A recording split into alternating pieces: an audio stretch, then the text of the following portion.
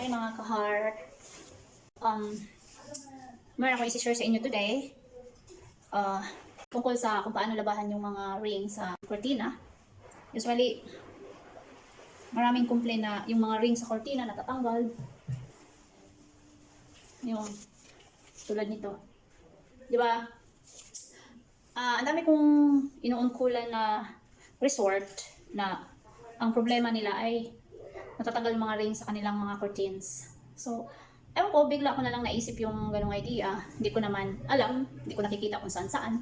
So, I think it's a good idea because I already try na why nahitabo, walang nangyayari. So, yun. So, ngayon, ito, labahan ko itong mga cortina na to. Ito may isa nang natanggal dun sa kabilang side. Yan. So, in short, isa lang yung natanggal. Diba? Ito pala, dalawa.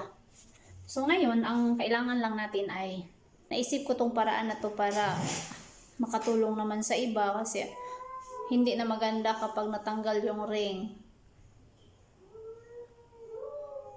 Pag natanggal na yung mga ring, hindi na maganda yung tingnan. So, ngayon, ito lang kailangan natin. Nakita mo to. Ito, straw. Pwede naman kahit anong sali. So, since ito lang yung available ko, ito lang yung magamitin ko ngayon. Hindi naman to na-apektuhan yung straw pag ginamit ko to dito. So, ngayon, ito yung ring. Ang gagawin natin, ganito lang natin yan. Yan.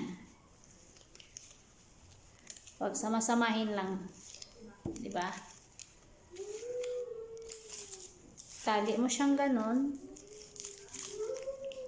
Tali mo siya. Yan. Tali na. Ngayon, itatali mo rin siya ulit dito. Ganyan. Okay? Ganyan nyo.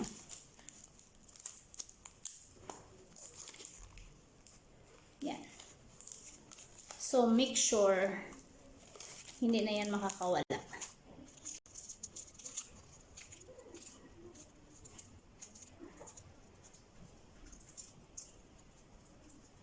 Yan, ayusin lang pagtali.